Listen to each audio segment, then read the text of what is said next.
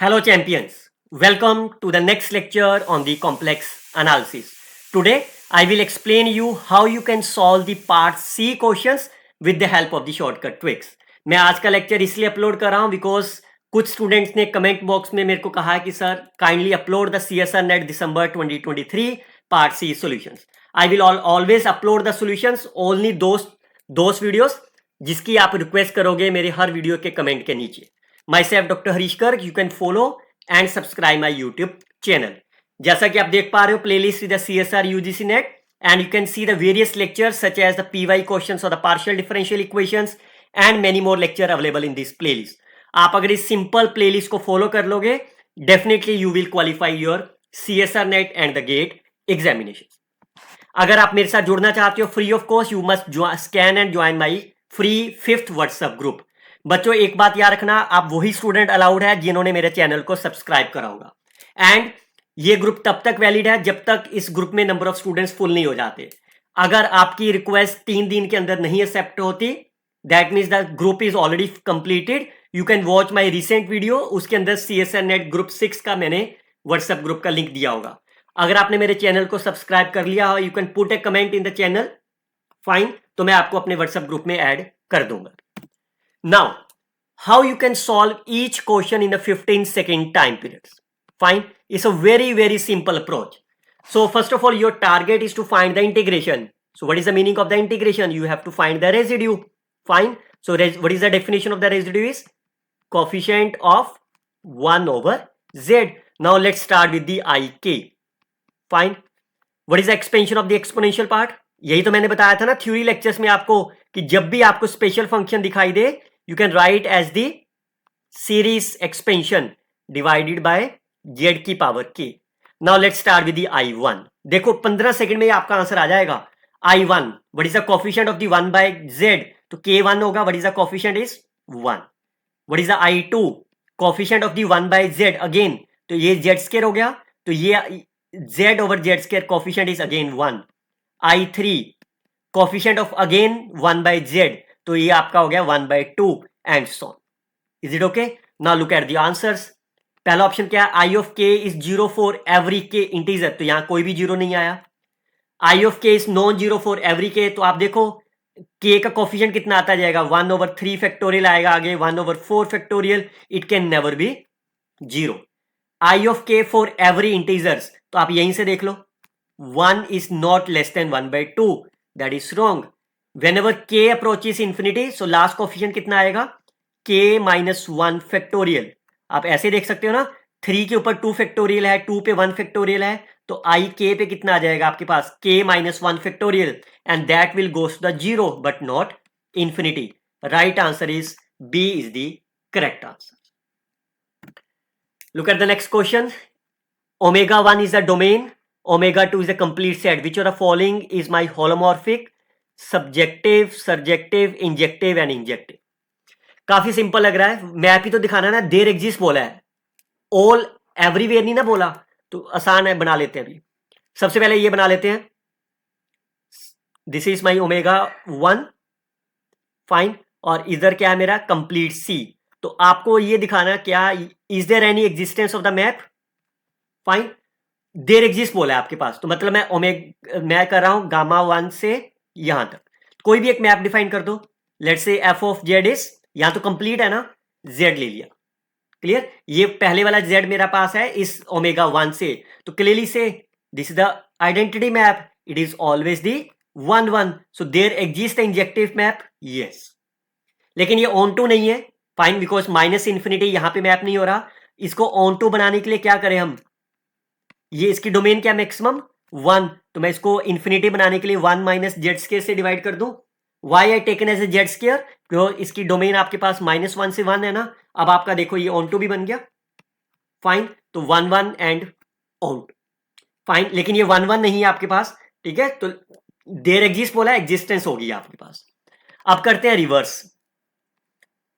अगर आपका, चलिए डायग्राम रिवर्स बना लेते हैं. Now you have a Z, your target is to map from omega 2 to omega 1.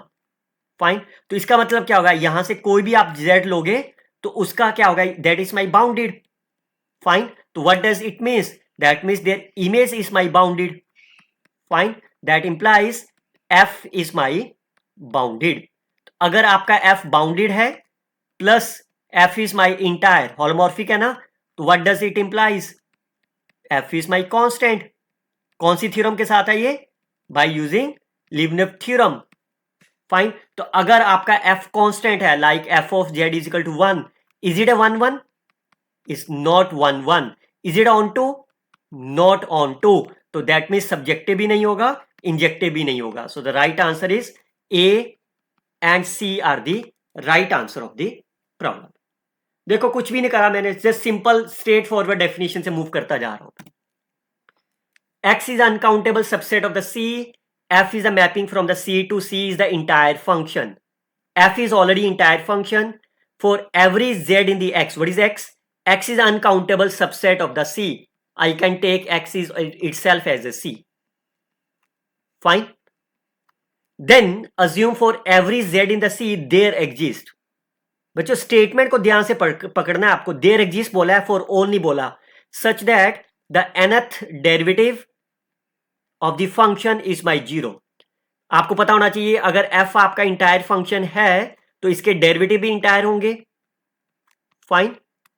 Clear. तो आप कोई भी एक फंक्शन की मैपिंग डिफाइन कर देते हैं, एनी फंक्शन. इजीएस्ट वन क्या होती है, मैंने यही तो आपको टीच करा ना सारी थ्योरी क्लास में.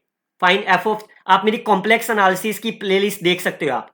अगर ये फंक्शन है there exist the N, so clearly से जैसी एन की वैल्यू 2 होगी इसका 0 हो जाएगा, और थर्ड होगी तब भी 0 हो जाएगा, and so on. So is there existence, yes, N is my 2 onwards. Fine. सब सेटिस्फाइड होगी ना ये कंडीशन. अब आप चेक कर लो ऑप्शंस पे. आपका ये फंक्शन है, क्या ये फंक्शन 0 है? नहीं है. क्या ये फंक्शन कांस्टेंट है? नहीं है. There exist a compact subset K, तो के मेरा कॉम्पैक्ट है.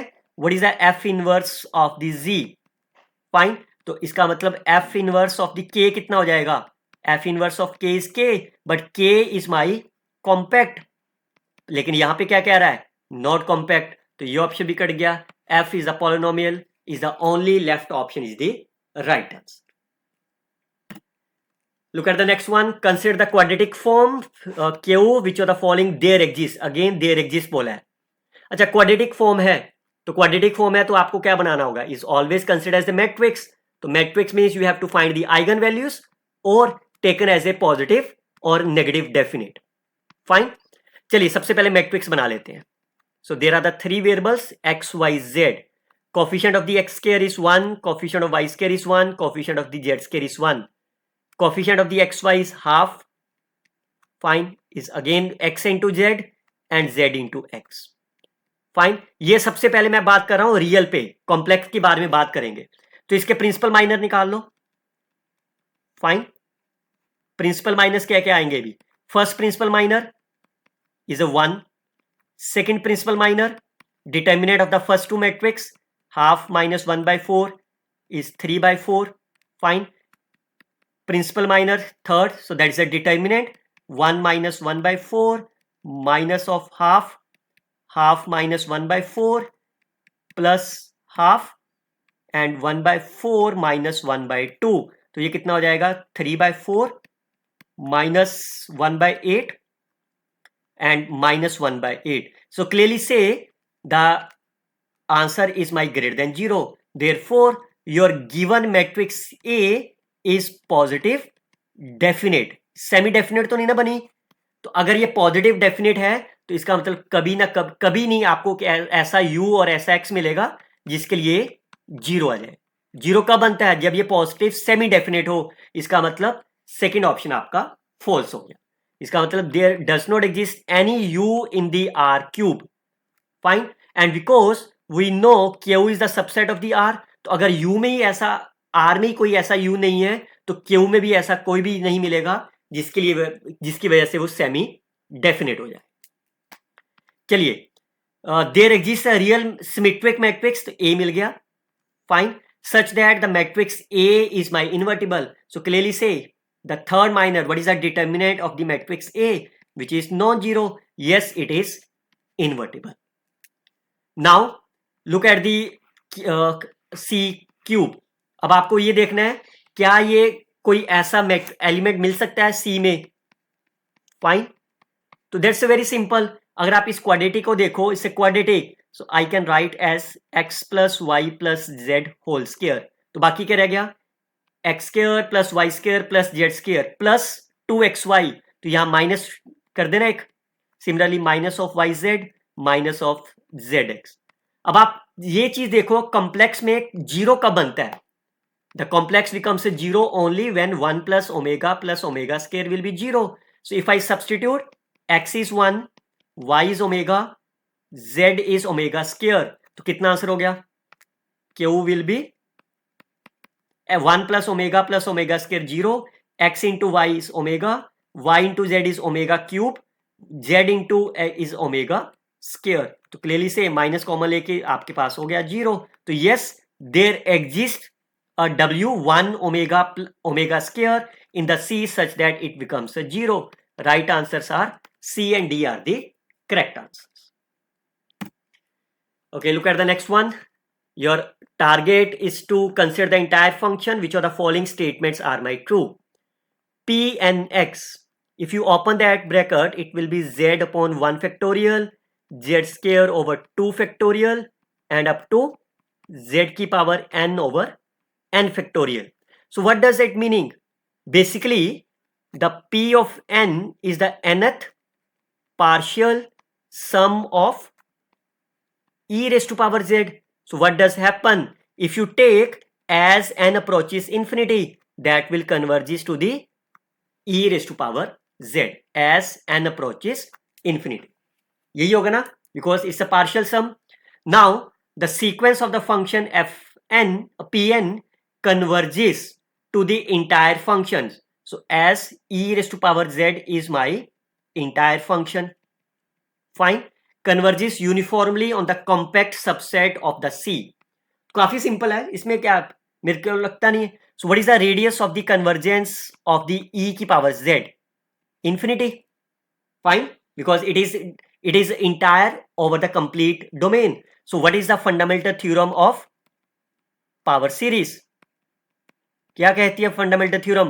कोई भी फंक्शन एफ एन है, ये कन्वर्ज करेगा यूनिफॉर्मली ऑन कॉम्पैक्ट सबसेट. ये तो डेफिनेशन होती है ना, on the compact subset within the set whose radius of convergence is are.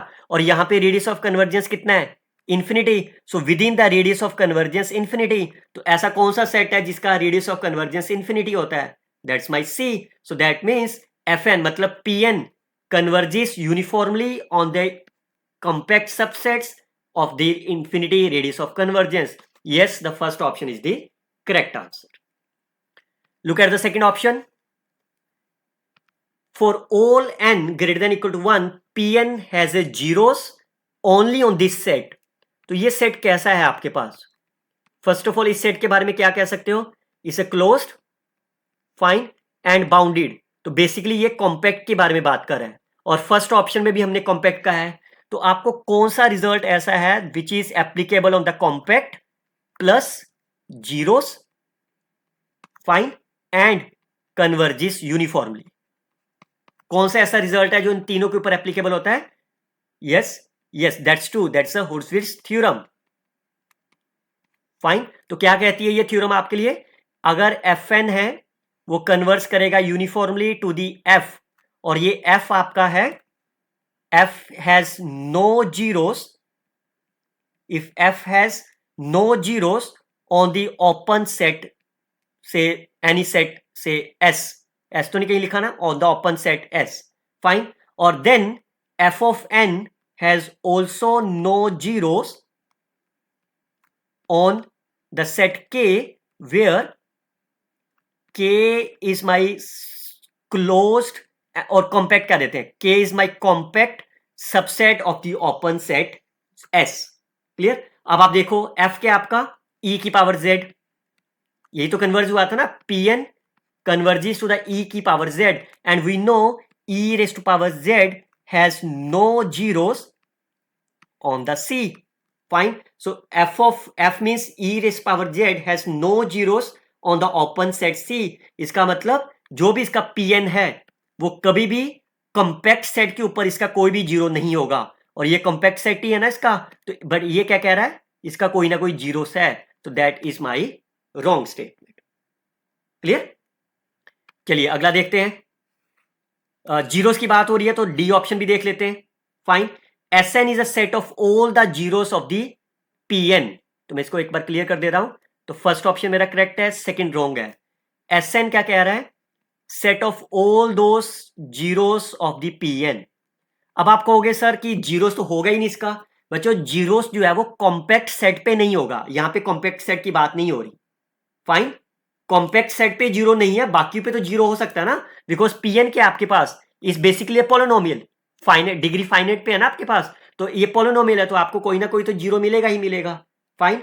Now अब आपको क्या कह रहा है कि set of all the zeros, तो मैं कॉम्पैक्ट सेट डिफाइन कर लेता हूं भी. Collection of all those z such that centre इसका कितना है, जीरो है, पावर सीरीज का is less than of the are.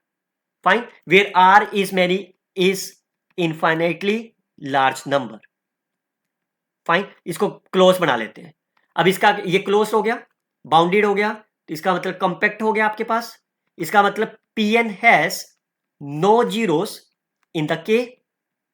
ये तो हमने सेकंड में दिखाया ना, नो जीरोस इन द के. लेकिन थर्ड फोर्थ ऑप्शन में कह रहा है it has a zeros. What does it means, अगर मैं कहूं कि Z जो है आपका Sn में बिलोंग करता है, दैट इंप्लाइज वो किस में होगा आपके पास, ऐसे तो होगा. इसके अंदर तो कोई जीरो नहीं है, अगर जीरो है तो इसके बाहर होगा कहीं जीरो. तो whenever it's greater than of the R, and R is a infinitely large number, so when you take minimum of mod of z belong to the Sn, so if you take as n approaches infinity, that will goes to the infinity whenever for all n is greater than equal to capital N. हर एक r के ऊपर आपको n मिल रहा है, that will goes to the infinity, so therefore yes it also the correct option. बच्चों मैं फिर कह रहा हूं, यहां पे बात हो रही है कॉम्पैक्ट सेट की. कॉम्पैक्ट सेट के ऊपर इसका कोई जीरोस नहीं है. फाइन. लेकिन यहां कॉम्पैक्ट सेट की बात नहीं हो रही, that's why it has a zeros. चलिए look at the next one. अब कौन सा रह गया, थर्ड ऑप्शन रह गया. फाइन. थर्ड ऑप्शन क्या कह रहा है, there exist a sequence of the complex number such that P of n Zn is equal to 0. इसका क्या मतलब हो गया, that means Zn is my zero. Fine. लेकिन फिर देखो यहां पे क्या कॉम्पैक्ट सेट की बात हो रही है, नहीं हो रही. फाइन. कॉम्पैक्ट सेट की बात तो नहीं हो रही, तो जीरो हो सकता है. फाइन. इसका मतलब हमारा टारगेट क्या है, थर्ड ऑप्शन में हमारा टारगेट क्या है, can we find, I can write for you, can we find a sequence, हमें सीक्वेंस चाहिए ना, can we find the sequence Zn such that P of n Zn will be 0. That means Z of n is the root of the polynomial. So clearly say if you take n is equal to 1, तो P of 1 कितना हो गया, n is equal to 1, so k will be 0 and 1. Fine. When k is equal to 0, so that is a polynomial. That means P1 is my polynomial. तो अगर polynomial है, इसका कोई ना कोई तो रूट होगा ही होगा, that is my Z1. अगर मैं n2 ले रहा हूं, that's a quadratic equation, that is again a polynomial. Fine. It also has the root, let's say called as the Z2 and so. ऐसे ही होगा. And because P of n is my polynomial, because n is my finite, इसके अंदर infinity नहीं कहा आपको, so P of n is my polynomial. Fine. उसकी degree कितनी है, polynomial of degree n, और जब भी polynomial of degree n है तो कौन सा थ्योरम काम आता है रूट्स के लिए, by the fundamental theorem of algebra. Fine. That means every polynomial of degree n has n roots. Fine. इसका मतलब आपको कोई ना कोई तो रूट्स इसका मिलेगा ही मिलेगा, that must be 0. तो ये तो आपका सेटिस्फाइड हो गया. क्लियर. अब बात रहती है कि क्या जितने भी रूट्स हैं वो क्या इंफिनिटी को टारगेट करेंगे. फाइन. उसको भी देख लेते हैं, बिकॉज हमें जीरोस की बात मिली ना, तो हम फोर्थ ऑप्शन का यूज कर लेते हैं. So as the n approaches infinity, जैसे एज n अप्रोचेस इंफिनिटी हुआ तो Pn किसको कन्वर्ट कर जाएगा, ये that will converges to the e की power z, and by using the fourth option p e raised to power z has no roots. Fine. तो इसका मतलब मैं अगर फोर्थ ऑप्शन पे लगाऊं तो इसका मतलब mod of z corresponding to the each of n, fine, that is also greater than of the an. Why? Because an is my minimum value. तो जितने भी इसके रूट्स आएंगे इससे बड़े होंगे. So if you take as the limit n approaches infinity, तो ये किसको कन्वर्ट कर जाएगा? इंफिनिटी का, because an converges infinity as n approaches infinity. तो yes, the third option is also the correct option. तो the right answer is A, C and D are my right answer of the problem. उम्मीद करता हूं आपको ये सब question अच्छे लगे होंगे. Let me know in the comment box आपको इन सोल्यूशन कैसे लगे आपके पास भी. फाइन. मैं फिर कह रहा हूं, अगर आप मेरे साथ जुड़ना चाहते हो you can scan and join. अगर आपने मेरे चैनल को सब्सक्राइब करा हुआ है you can tell me in the comment box. I will add you in my free WhatsApp group. Till then you can share, like and comment on the videos. Best of luck students. Happy learning.